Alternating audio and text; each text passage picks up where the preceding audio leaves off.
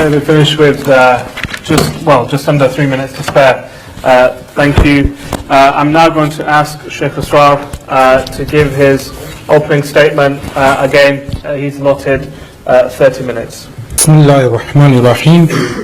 If you notice in the presentation, not a single verse of the Quran was quoted. The individual, my interlocutor, went straight onto the hadith.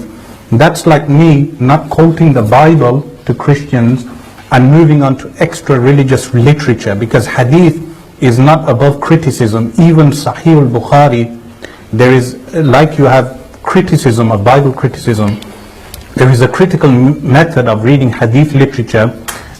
When a hadith report is solitary in its nature, the text can be criticized by scholars. Even though they say Sahih, what they mean by Sahih is that the overall work is Sahih. Individual schools have rejected solitary reports. Solitary reports means one person comes along and says, this occurred. A scholar can come along and criticize that narrator and say that this narration is incorrect. This is found throughout the Islamic works, Fathul Bari and other works. But you notice child marriage is prohibited in the Quran. But that was not quoted.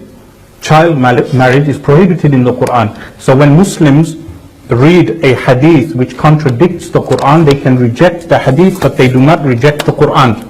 Secondly, the hadith relating to the marriage of Aisha, there was a method of the Arabs that when they would pass into their teen years, they would mention their age through the numbers. They would say, for instance, I was 7 years old, and this happens in Bukhari as well. One of the companions, he says, I would lead my tribe when I was 7 years old. I would lead them in the prayer. Every Muslim knows that a 7-year-old is not permitted to lead the prayer. What that companion meant, he was 17 years old. And this is also a Jewish habit also. So many of the scholars, when they read that hadith of Aisha, radiallahu anha, they say that this, because Aisha was cognizant of what was occurring, she's reporting the event herself. A 6-year-old doesn't have cognizance of what is occurring. So they state that the age was in her teen years. Many of them have said that. But even if someone does not acknowledge that, the age of consent changes from anthropologically from time to time. You come from Australia, where you killed off the Aborigine people. The Aborigine people had their own culture and way of doing things. When the white Christian went there, they killed off the Aborigine people. But the Aborigine people, they had their own culture. In the Arab world, 9 was the age of consent, meaning a girl was considered a woman for consummation of marriage at the age of 9. In Yemen, the law was only changed recently. So anthropologists will tell you that you do not judge a culture with your modern outlook on a previous ancient culture. This is, of course, even the Christian apologetics and criticism of the marriage to Aisha radiallahu anha was only brought up after the 1900s. No Christian ever brought up the marriage of Aisha prior to the 1900s. Why? Because the standards had changed, cultures changed. A woman was no longer considered a woman at the age of 9 because of mental maturity, and therefore the law changed with time. So when Christians bring up the marriage of Aisha, they fail. For instance, in the Catholic Encyclopedia, of course, being an evangelist, you will deny the Catholic interpretation. They mention Mary was only 12 years old at the time. But you can easily reject that. But you went straight from the Quran to the Hadith. Now there is a reason for that. Hadith has categories. There are hadiths which are accepted, there are hadiths which are not accepted, and there are hadith which may be classified as Sahih, but the text goes through criticism, scholarly criticism. Scholars can come along and critique the actual text of the hadith. It was good. I will go back onto some of your points. What I wanted to present first was that some of the things that you mentioned were relevant to what I wanted to mention. For instance, hypostatic unity, which is with regard to Trinity. You mentioned being and person. I will in fact qualify your statement for you. What you mean to say, God is one entity with various attributes. This is what you intend to say. But you use the word being and person. The correct term would be entity and quality. Meaning God is one entity with 3 qualities. Is that God the God of the Old Testament or not? Meaning Jesus is the quality of God. You mentioned the Quran being the word of God. What that entails is that God has a divine attribute known as kalam, speech. but the Quran that we have revealed to us signifies that divine speech. For instance, if I write down the word Allah on a piece of paper and you read out the word Allah, this written word signifies the name of God. The revealed Quran that we have signifies the divine attribute of God. It doesn't mean that God's divine attribute is transmuted into flesh onto earth or into paper onto earth. It means that the written word and the spoken word alludes and signifies to the word of God. This is the meaning of the divine speech of Allah. So, with regard to Jesus being a quality of God that descended and became God in the flesh, this same God that you mentioned, with your reasoning, we should reject the Bible also, because in the Old Testament, and I will go on to the verses in the New Testament which mention killing also, it's not without any wonder that you have soldiers of Christ here. Meaning, since when did Jesus have soldiers? Here you have in for instance 1 Samuel 15, you have where Samuel is commanded, what he said. Samuel said to Saul, I am the, meaning this is divine revelation, I am the one, the Lord. This is the Lord, meaning the same entity that you believe Jesus is an attribute of, sent to anoint you king over his people Israel. So listen now to the message from the Lord. This is what the Lord Almighty says, I will punish the Amalekites for what they did to Israel. No wonder today we have the IDF carrying out acts today in occupied Palestine. Listen to what type of things the God of the Old Testament, which is the same entity as Christ according to your reasoning, which states, say, I will punish the Amalekites for what they did to Israel when they waylaid them as they came up from Egypt. Now go attack the Amalekites and totally destroy everything that belongs to them. Do not spare them. Put to death men and women, children and infants, cattle and sheep, camels and donkeys. They didn't even spare the donkeys. This is the God of the Old Testament. So by your reasoning and logic, we should totally discard the Old Testament first. But by logic and reasoning, we should also discard the New Testament, because according to you, Jesus is one of the attributes of God, as the word you use, the person, one of the persons of one being. They are one being, but he is one of the persons. Why didn't Jesus object to the Father and say this is unjust? And secondly, how do you even define that law is evil? You go to Euthyphro's dilemma here. How do you define what is evil? Is evil defined by the scripture, or is evil defined, and I guarantee these questions will not be answered adequately, is evil defined by the mind, or is evil defined by the culture, or is evil defined by the scripture? Which one do you resort to? How do you actually define evil? So when you say Jesus and the God of the Old Testament are one person, this would bring me to my first question, which is Jesus the God of the Old Testament or a different God? But you've answered that. You said they are one entity. The terms you use is one being, different persons. So then, therefore, why didn't Jesus object to this? Second question was, where is the gospel of Jesus in his own tongue, Aramaic? Surprisingly, you mentioned manuscripts in Aramaic. Jesus spoke Aramaic. In the Bible, we only find a few. In the New Testament, we only find a few statements of Eloi, Eloi, lima sabachthani. Why is this retained? What they did, in fact, the canonization of the Bible occurred 300 years later. With the Quran, you mentioned the authenticity of the transmission of the Quran. In Uthman's time, we may use the term the recension of Uthman. We can say 18 years after the Prophet. If we accept your argument that Uthman was the one who canonized the Quran, 18 years after the passing away of the Prophet. But you mentioned physical copies. Physical copies, you know, every year the Muslims pray Taraweeh. When they pray Taraweeh, what do? They recite the entire Quran. This has been occurring in Mecca for over 1400 years. In fact, nearly 1420 years, the entire Quran is recited every year by memory. There are people in this auditorium that if the Quran was burnt and finished, they could recite the entire Quran from their heart. Not a single Christian to this day has memorized the entire Bible or even the New Testament. In fact, not even, meaning you can never have someone leading the prayer and reciting the entire New Testament. So the Quran was memorized from its very revelation. 110,000 companions had memorized parts of the Quran or the entire Quran. So, 4 were mentioned by the Prophet as mastering the Quran. They had mastered the Quran and they taught it to thousands. So even if the manuscripts were lost, which they weren't, by the way, there is in Tashkent, in Russia, a manuscript ascribed to Uthman radiallahu ta'ala anhu. So With the Bible on the other hand, Jesus spoke Aramaic. What they did is that you mentioned the Apostle John and the chain of narration back to John.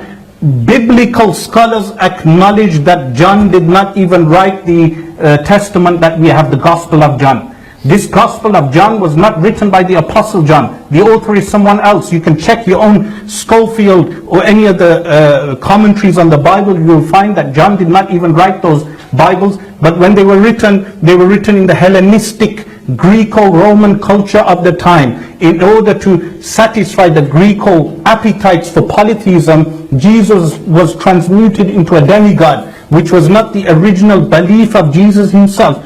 Muslims believe in the original Aramaic gospel of Jesus, that Jesus spoke in the Aramaic language. Someone may say, what's so important about that language?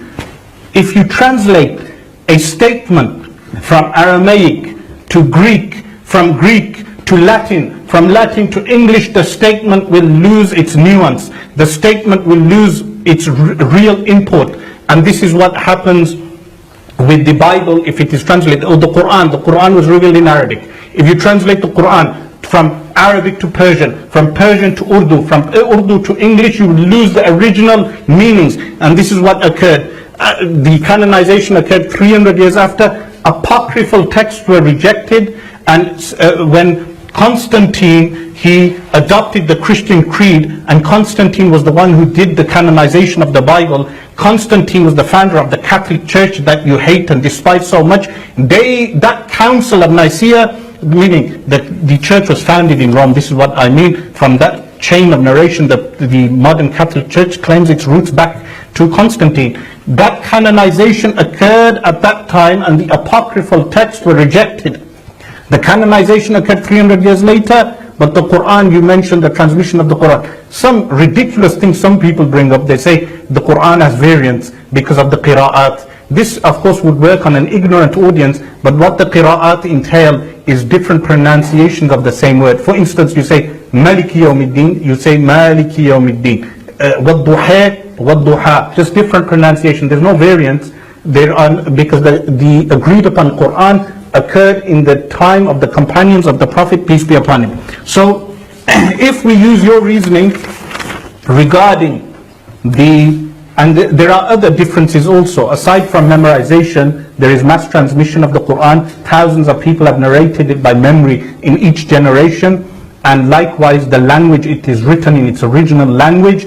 The Bible, the Gospel of Jesus is not found today. Meaning, you read through the 4 Gospels of the authors of the Gospels, you'll find Jesus went and preached the Gospel. What Gospel was Jesus preaching?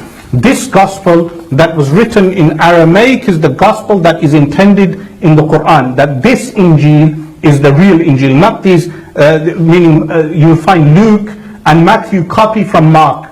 They copy from Mark. The work of Mark was written first. Then Matthew and Luke copy from him. And what do we mean by variants? Variants, someone will say the Quran has variants. So one person will claim this is a part of the Quran or that is a part of the Quran. But today you will not find a single Muslim saying this verse should be taken out of the Quran, and they'd remove the verse from the Quran and then add a verse back into the Quran. But you will find this with biblical scholarship. For instance, you all know, many of you know, regarding the Revised Standard Version, how the verses in Mark were removed and then they were added back because they said the manuscripts are not reliable. That doesn't work with Islam. If you find manuscripts that contradict the memorization, we rely on the memorization first, because any Tom, Dick and Harry can come and write something, place that away in the soil. 1,000 years later, someone opens it and says, oh, this contradicts the Quran. But if thousands of people have memorized the Quran from generation to generation to generation,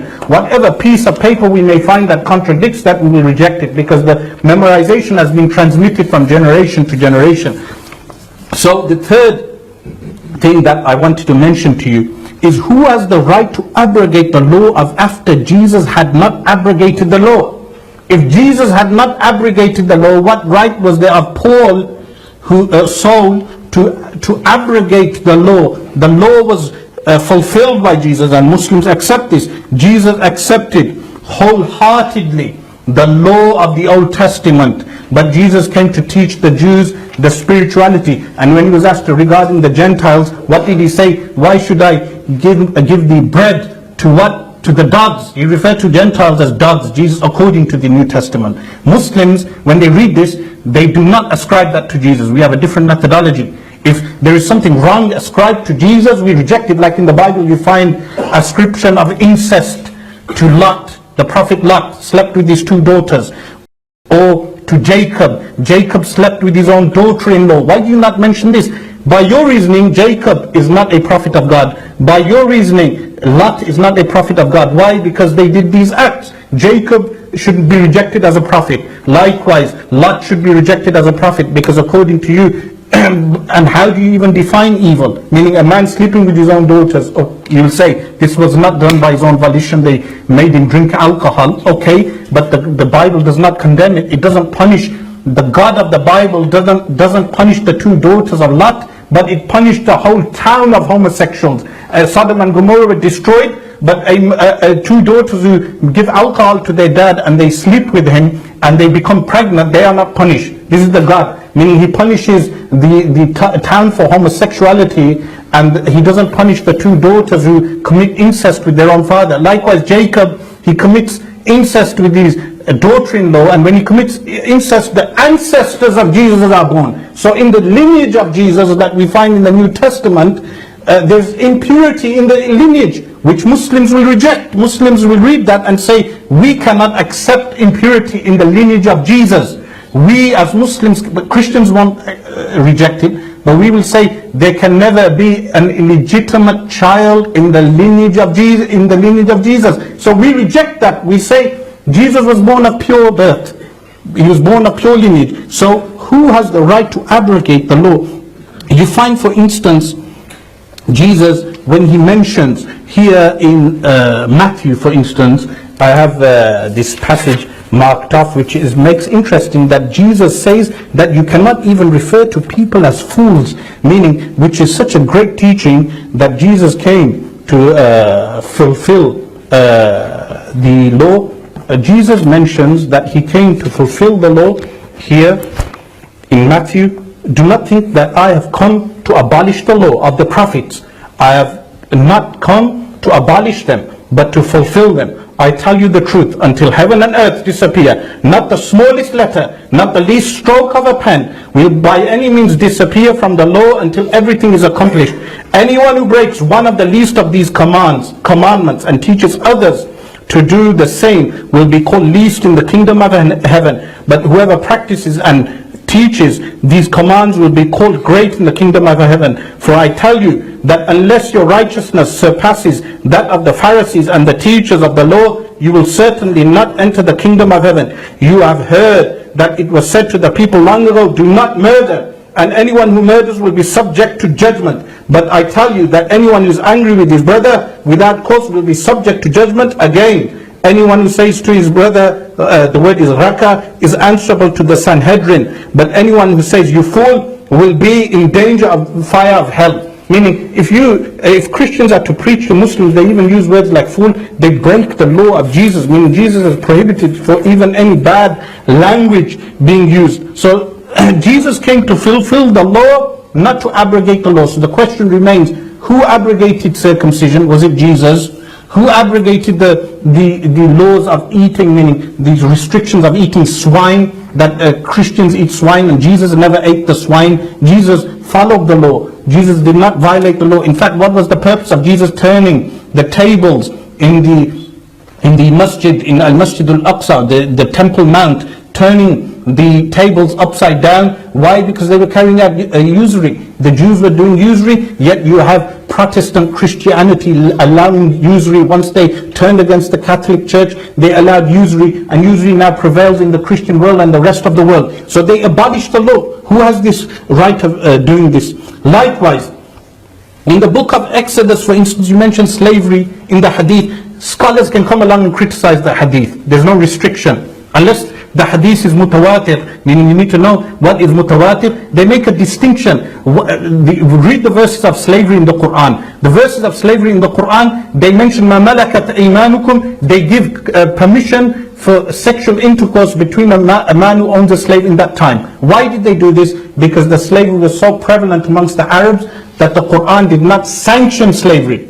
It regulated the slavery and it abolished many forms of slavery. But did Paul do this? The answer is no. If you check the Colossians, for instance, chapter 3, verse 22, slavery and Paul, you will find where Paul tells the slaves to obey their master. Likewise, Ephesians chapter 6, verse 5, meaning if you go and check, you will find Paul, he had time to abolish the circumcision. He had time to abolish the laws of eating, and they even ascribed this to Peter, Cephas, the apostle Cephas. But did he abolish slavery? The answer is no. Why didn't Paul abolish slavery? This is a question that remains. Likewise, if you check Jesus, what he states regarding his own enemies in Luke 19, chapter 19, verse 27, the Gideon version of the Bible, which I have, this Gideon version, you will find that Jesus uses more violent language according to the translation. And this is the problem with translation. Muslims, when they read this, they will say Jesus did not say this, or they may interpret this. But according to Luke chapter 19, verse 27, we find that Jesus says regarding his enemies, that he says, the full entire quote. He replied, I tell you that to everyone who has more will be given, but as for the one who has nothing, even what he has will be taken away. But those enemies of mine who did not want me to be a king over them, meaning the Jews, they didn't want him to be a king, and the Romans at the time, bring them here and kill them in front of me. Meaning any verse could be decontextualized, sometimes by Muslims, sometimes by Christians, but there is a higher criticism of any text that we may read. So, likewise, according to the New Testament, Jesus is cursed. Many people are unaware of this. Why? Because of the curse of the law. You find, for instance, this was, of course, something that Muslims will also reject. Because what do they say? Who's writing this? Paul, not Jesus. Not Jesus. Paul is writing this. He states, all who rely, this is ascribed to Paul, even though if you check the historicity of the New Testament, you'll find they cannot even verify who the authors are. At least we know who Bukhari was when he was born, when he died. You said Bukhari was one of the earliest manuscript of Bukhari. Again, are you unaware that there are manuscripts of hadith which are available today, which were written before Bukhari, that contain the same hadith as Bukhari? That they're available. Go and check Dr. Hamidullah's research on this. The manuscripts are available in the museums. The manuscripts are written down. The hadiths that are in Bukhari are found in those works. So what does it state? It states, all who rely on observing the law are under a curse. So Jesus said he came to fulfill the law, but Paul is telling us all those who rely on the law are under a curse, for it is written, cursed is everyone who does not continue to do everything written in the book of law. Clearly no one is justified before God by the law, because the righteous will live by faith. The law is not based on faith, on the contrary. The man who does these things, by the way, this contradicts James, the brother of Jesus. If you read the book of James, James says otherwise. James affirms the law and action. James is contradicting Paul. James was the leader of the real followers of Christ. Paul contradicted him, and this is why they had nearly 4 meetings in Jerusalem. 4 meetings, because Paul wanted to abolish the law, and James opposed him. James opposed him in this. There was an early disagreement amongst the real companions of Jesus and the supposed companion, because how do we know even Paul was a companion? Paul tells us in a vision. He saw Jesus in a vision. This is why you have so many false prophets in America today. Every other man will claim that he saw Jesus and will come out with his own interpretation. What does Paul say? The law is not based on faith. On the contrary, the man who does these things will live by them. Christ redeemed us from the curse of the law by becoming a curse for us. And Christ became a curse for us. For it is written, cursed is everyone who is hung on a tree. And anyone who is hung on a tree, meaning Jesus was crucified, he has become a curse. But they cannot even decide, was he hung on a tree or a cross? So it states, He redeemed us in order that the blessing given to Abraham might come to the Gentiles through Christ Jesus, so that by faith we might receive the promise of the Spirit.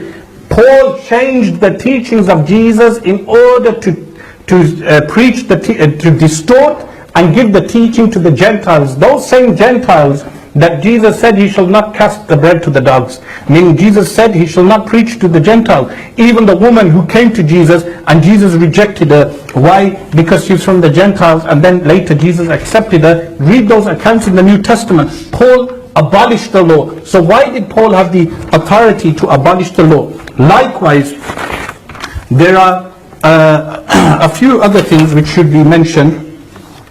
With regard to muta, you mentioned muta. If you had bothered to read the whole Sahih Bukhari, like I read the entire Bible. I read the entire Bible before coming. I gave respect to the Bible by reading the Bible. Please do not just read answering Islam or answerinchristianity.com, polemicist website. Come with a serious study. If you had read, the Prophet, peace be upon him, abrogated muta. He abrogated the action of muta. Muta was a practice that was done by the people prior to Islam, and the Prophet for a while left the practice, but toward the end of his life he abrogated the entire practice, and then Umar the Caliph was the one who enforced the abrogation of the practice of muta. So a person should at least respect the literature that he studies. Likewise, when we mention variants, we have 1 John 5:7. 1 John 5:7 mentions that there are three who bear witness in the heavens: God the Father, God the Spirit, and many of the Christians will know the verses, and God the Holy Spirit and the Son. That is found in the Gideon version. But then when I check the Revised Standard Version, it's not found. Is this the word of God or is this the word of God? You will try to attempt to say this is in the Quran as well, with the hafs and warsh. I'm sorry. Hafs and warsh is just a linguistical difference of pronouncing words. There is no contradiction. There is no contradiction. Like qira'atu hafs, maliki yawmiddin. Qira'atu warsh, maliki yawmiddin. Just a distinction in how the word is recited. But they are not different, they are not variants. The Shia or the Wahhabis or the Sunnis, the main three sects, they wouldn't come with a different Quran and say this verse should be taken out. But in the 200 denominations we find in America, there are people who follow the King James Version. There are people who follow the Revised Standard Version. There are people who use different Bibles, and some of them will dispute some of those verses. Going back to some of your additional points that you mentioned regarding the character of the Prophet, you mentioned the marriage of Aisha. You mentioned Tabari. And the marriage of the Prophet to his cousin. Firstly, the Prophet, peace be upon him, saw his cousin Zainab throughout her life. He grew up with her. He saw her beauty throughout his life, and he never lusted after her. You mentioned the source Tabari. Tabari is a source that was compiled 300 years after the Prophet. Am I called a work that, in one sense, I acknowledge the fact that you are comparing Tabari to the Bible. That is correct. You cannot compare the Quran to the Bible. That's good. But Tabari can be compared to the Bible, meaning you can accept and reject verses from the Bible, you can accept and reject verses from Tabari. Tabari has, if you read his tafsir, he mentions he placed everything that is authentic and not authentic into Tabari for sourcing purposes, not for saying this is our religion. Tabari is not such a work, meaning there are verses, there are narrations in Tabari that you will find that are totally false. This is one of them that he placed, and if you check the backdrop to that, you will find who the people were who concocted that story. So the Prophet saw Zainab all his life.